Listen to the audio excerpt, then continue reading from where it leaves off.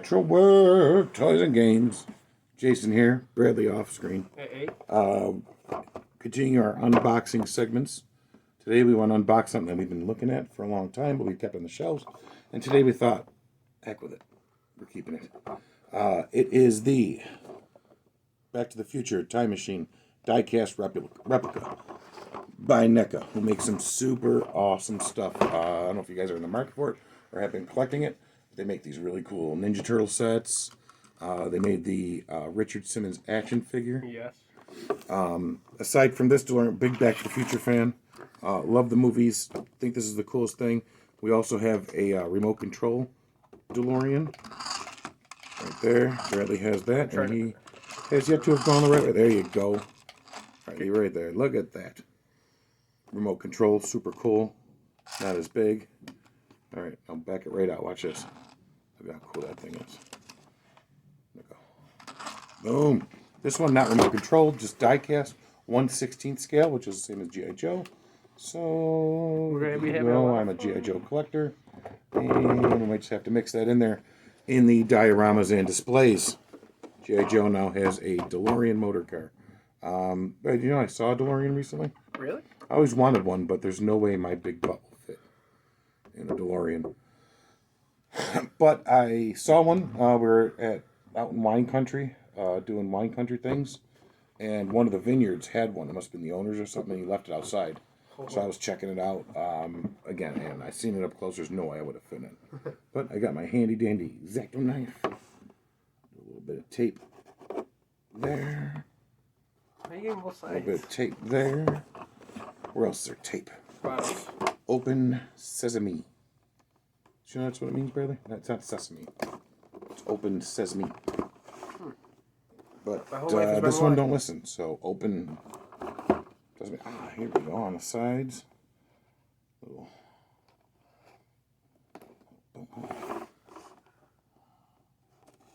Boom. Boom. A surgeon I never would have been. Got more cut out for wrestling and selling old toys. I believe you open it from the side. From the side, here we go. There's also another tape thing on the bottom. Oh, wow. So much tape, NECA. I was examining this. You were eyeing this up for a while, weren't you? All right. DeLorean Time Machine, 1/16 scale, replica model. Breathing. Ooh, the wheels feel good. So that's the box, super cool. Time Machine replica. How cool is that box art? I did. And besides, it says with working doors. Ooh. With working doors. We will get to that. We will definitely get to that. One thing I want to make sure is there. The license plate. Out of time. Nobody has that in New York State. I might just get those now. So, here it is, 1/16 scale. Look at the detail. The detail's amazing on it. There's a flux capacitor in there. The flux capacitor is flux capacitory. Yeah, the detail's really good. Out of time, definitely there. California license plate, love it. DMC, DeLorean motor cars. I won't fit in them. It's a tragedy. Right there, it's where you set your time that you're going to. Marty set it to 1985 before the Libyans came and got Doc Brown. Now, Bradley, do you know what speed the DeLorean has to reach? 88. 88 miles per hour. Miles per hour, yep. And what happens when you reach 88 miles per hour? I don't know the exact number, but gigawatts. Was it, I can't remember the number, but I remember gigawatts. something 0.21 gigawatts. Something. 21, do you remember Doc Brown? Yeah. Gigawatts, Marty.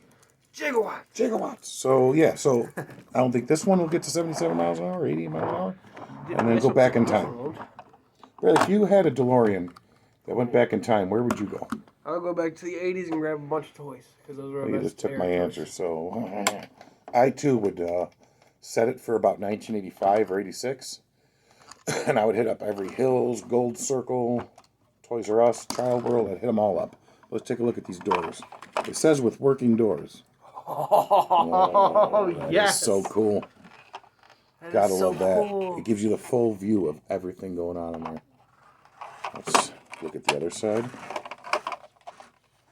Whoa. Stuck. Look at that. Into I wonder if we can get a figure in there.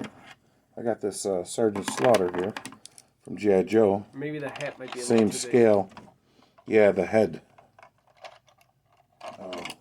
Right, find somebody up there like Duke or something without the big hat. It still looks like it would be a little too tall to fit in there. But Maybe it's like one. the whole goal would be to get a G.I. Joe in here somehow. Like, see there, you can see I got Sarge locked in there, but I can't close the door on his big head. But DeLorean, Time Machine, Back to the Future, Out of Time, Sergeant Slaughter on the hood, waving. How cool is that? Amazing, right? So, Bradley's going to look for another figure we could try to get in there. Like I said, the whole goal, we're going to try to add this to our G.I. Joe collection, put in a diorama on the shelf with the G.I. Joes, and actually pose them around it. Put in the comments below, obviously, like, subscribe, share this. We want to get the word out there. But also, interact with us in the comments. Put down which G.I. Joes you want us to get in there. Actually, Reaction figures. Reaction makes Super 7. The Reaction figures, they make Back to the Future. Yeah. We are going to Target, folks. We're going to have to snag a Marty McFly and a Doc Brown. Let's see. Ooh, Sarge. Yeah, I think it's like a different 1/16 scale. It's so close. Maybe G.I. Joes are 114. Are they 1/16? 118. You know why? It's just the feet aren't getting all the way in. Let's see if it's Mutt, by the way. Let's see if we can make a passenger out of him. Nope, he still gets caught up in there. So what I would do, actually, is I'll find some figures. I'll actually take the knees off. I'll just kind of pose them in there. And you may never see it. But if anybody out there has any ideas, other things we could do, like I said, it's the same scale as G.I. Joe, so we're hoping to do with it. If you have any ideas, put them in the comments below. Check it out. Until then, next time, we're going to go back in time. Woo!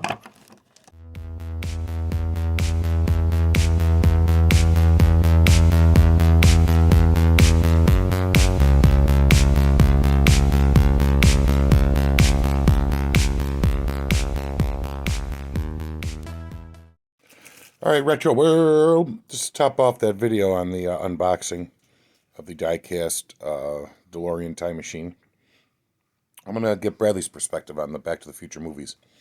Now, I was a kid when they came out. I saw them all at the movies.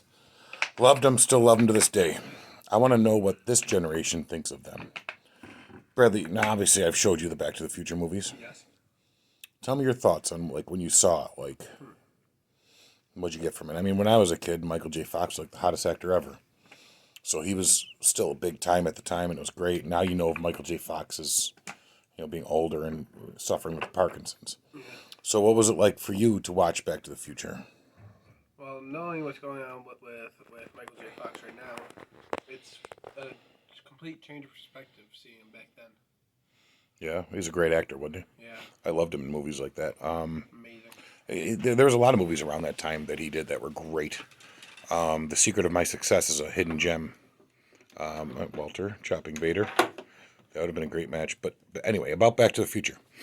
So Doc Brown makes the flux capacitor. He hit his head on the toilet. He fell off. What kind of things stick out in your head about if somebody said Back to the Future and you had to list off 5 words real fast? What would they be? DeLorean, hoverboard, mom. I can't think of others. The major things that stick out to you, obviously the DeLorean. It's iconic to everybody. The hoverboard. The hoverboard. That was cool, but it didn't stick out to me as much as it seems to stick out to you and your generation. I think, I want that to be real. I want to ride a hoverboard. And that was all 2015 in the movie. Now it's 2021. We don't got any. Still no hoverboard. Dang it. I know. You always ask Bill from Mattel for things. Ask him for a hoverboard. Yeah. Make a hoverboard, Bill. And what was the other one? Mom. What does that mean? You know what I mean. Oh, because he went back in time and his mom wanted to make out with him? Yes. Yeah, that's a little weird part of the story. Yeah. I understand why that was put in. But well, it just... character development. Yeah, it just kind of made it to where the future was in jeopardy because he ended up accidentally in his father's place and she fell in love with him. But at least when she tried to kiss him, She was like, "Oh, that was just weird." She just didn't like it. So luckily, at least that snuck in. Do you think that would have worked nowadays? Like if a new movie came out and we went to the theaters? No, it'll be canceled because of weirdness. Because of weirdness. Well, I thought the acting was great. It's an iconic movie, and it's probably one of the better movies of all time. The trilogies. Back to the Future 2 was great. Where he ends up in the future. Yeah. What else? Back to the Future 3 was a little weird. They were back in the Old West times. It was Doc Brown at the end of Back to the Future 2. The DeLorean just disappears and nobody knows where. And then he gets that was the coolest cliffhanger ever was at the end of Back to the Future 2. When it just disappears in the lightning. And Marty's left standing there. He's just like so confused, don't know where Doc Brown is. Then all of a sudden, a telegraph shows up. And he's like, this is the weirdest thing. This has been sitting in our office for 75 years.